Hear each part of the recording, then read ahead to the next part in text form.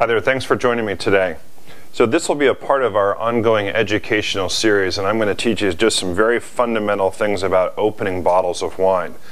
This is something that I've seen getting better in restaurants throughout the United States as our overall understanding of wine has improved, but I still see some people a little bit apprehensive at home, so I thought I might just spend a moment and teach you the proper way to do this. There's an assortment of different wine apparati out there, and among the best is what they call the server's key. And this one has two hinges on it, which I like quite a bit, particularly for wines that have longer corks. It has two different fulcrum points, which will enable you to remove the cork more easily without tearing or breaking the cork. But let's just start from the very beginning. What you'll always want to have is a very good sharp knife. A serrated edge is a wonderful one. And what you'll want to do, some people are cutting at the top of the lip. Other people will rip the whole foil off. I don't care for that. The proper way is to go underneath the bottom of the lip, and I just make one nice smooth continuous motion all the way around. I make a diagonal cut right across the front of it, and then I just come around and remove that foil very nice and easily. And then this foil is now garbage. Some servers will inappropriately throw this into an ice bucket, and that's not where it goes, right? It should go in the garbage, not on your table, not anywhere else.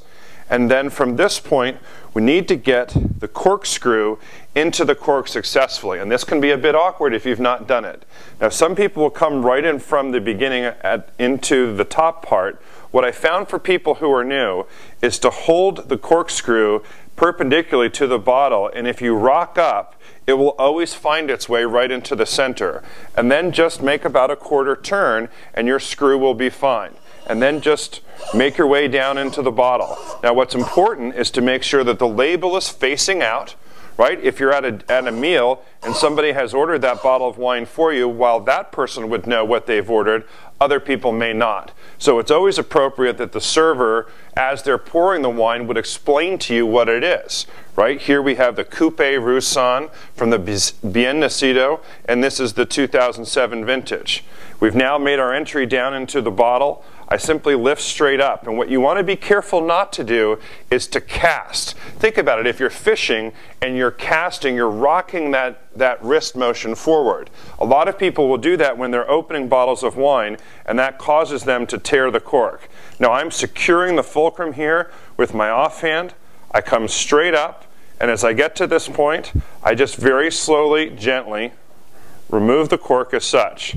And now, here we get to a little bit of a challenging place. In fine dining, it would be appropriate to present the cork. In any application, you should at a minimum offer to present that cork, right? The idea being that someone might want to inspect the cork. If it's a very expensive bottle of red, the cork can communicate something to me about the way that the wine was stored. But any of that information we can actually find based on what's in the bottle. So someone should at least offer for you to inspect the cork. But today in most casual dining restaurants, I don't need the cork on the table. I don't really want it there. It served its purpose. Now it's garbage.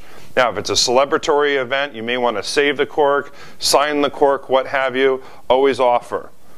But at this point, to me, it's garbage. I'll simply throw it away. So I've now gotten into the bottle, and what I want to do is go ahead and pour that. And as I said before, what we'll want to make sure that we're doing as we're pouring that wine, right, labels facing out. We've gone through, described what it is. It's the Coupé Roussanne from the Bien Nacido Hillside Estate from the Santa Maria Valley, 2007. I always have a towel in my offhand, and I'm going to pour in a manner where the bottle does not hit the glass. If it does, it might chip the glass, but it's just pour form. So typically in a restaurant, they would pour you a taste. I come up under the bottle right away, and then I always present the bottle so that other people could see it at that table. In a home environment, that may be a bit more formal than what you would actually need, so we would just go ahead and pour in one fluid, steady motion, and we pour to the widest part of the glass. The idea is not to fill it up. That's juvenile. What we want to do is enable the wine to open up. These wine glasses are shaped to help the bouquet of the wine release, and this is really just a great way to enjoy that wine. Now, champagne can be quite a bit different, a little bit more challenging, but if you understand a few basic techniques, you'll always be able to do this in a smooth and elegant fashion. Now, if you've won the Indianapolis 500, it might be fun to bust the cork and see the champagne going everywhere, right? But that's simply a waste of wine, and when you're spending $35 at a store, if it's $90 in a restaurant, we don't want to lose the product. So the first thing that we're going to do, there's usually a tab on the side where we can remove the foil. Again, I want to be conscious of keeping label side out. That always helps me to remember to provide proper service. This foil, again, is now garbage. And then what we'll find is the cage. And what I'll always do is put my thumb over the top of the cage, and I'll wrap my hand around the rest of it, and then I turn. There are, some people would say, 5 1/3, but there's about 5 twists to that cage. And at this point, you need to be very careful. There are about 5 atmospheres of pressure behind this bottle, so the cork could fly out somewhere between 40 and 50 miles an hour if you're not careful. If you're opening this and you're pointing it at somebody's head and you lose the cork, it could blind someone. So be sure of what you're doing. This could be very dangerous. You want to hold that bottle at a 45-degree angle and then hold the cork and turn the bottle. And if you make short twists, now the cork's starting to come out on its own. I literally wiggle my wrist a little bit, and the saying is it should come out like your lover's sigh. Just a little bit of release from the gas. It comes out nice and quietly, and now we're in. Now, oftentimes people would like to save these champagne corks. What I'll often do is just simply twist them, attach them to the side of the ice bucket. But remember, again, this is garbage. It should not be thrown into the ice bucket. It's always proper to offer for someone to inspect, but in most applications, it's simply garbage and can be thrown away. In pouring champagne, we would use the same ideas that we would in any other application, where we have the towel in the offhand, we take the bottle. Some people like to put their thumb in what's called the punt of the bottle, right? And we're going to pour simply a taste of the wine. Now again, you're pouring at home, you'll notice that it foams quite a bit. What many people will do is simply let it pour, let that mousse settle. The mousse is that active bubble. Then we want to make sure we're again at that widest part of the glass.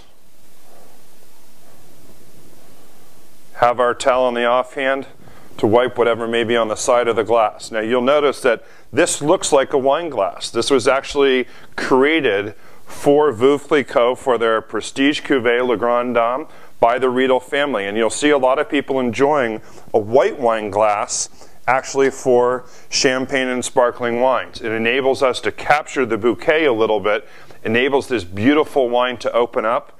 I think the tall flute glasses are beautiful. The only glass I don't care for is the coupe, allegedly shaped after a very French lady's breast a long time ago.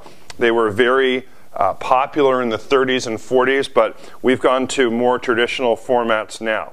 I hope that was helpful for you. Let's remember just a few things. When opening the bottle of wines, let's cut on the bottom side of the lip.